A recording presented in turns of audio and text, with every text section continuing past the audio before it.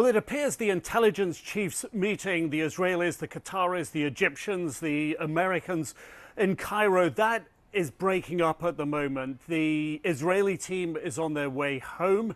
We understand from US officials that it's been productive, it's been serious, but some gaps do remain. In particular, one of those gaps is the ratio between the hostage release and Israeli prisoners, of Hamas prisoners. How many Hamas prisoners should be released? That still remains an issue. And Hamas had indicated if the talks had gone well, they'd send a delegation over to Cairo fairly quickly. The early indications from them, from Hamas, is at the moment that they aren't going to be sending a negotiating team to Cairo. In Rafah, however, the population there, 1.4 million, some of them beginning to leave the area because they're concerned about this possible IDF ground offensive coming.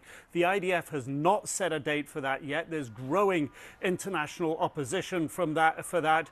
The Secretary General of the United Nations said there would be devastating consequences. The Italian foreign minister raised concerns. The German foreign minister raised concerns as well. And of course, President Biden has said it shouldn't go ahead without proper planning to avoid civilian casualties.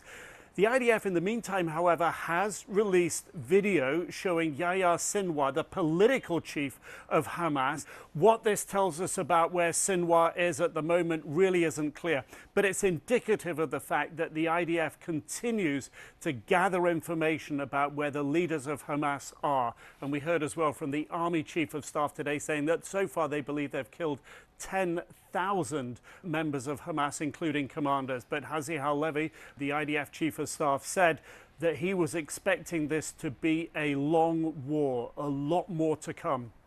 Nick Robertson, CNN, Tel Aviv, Israel.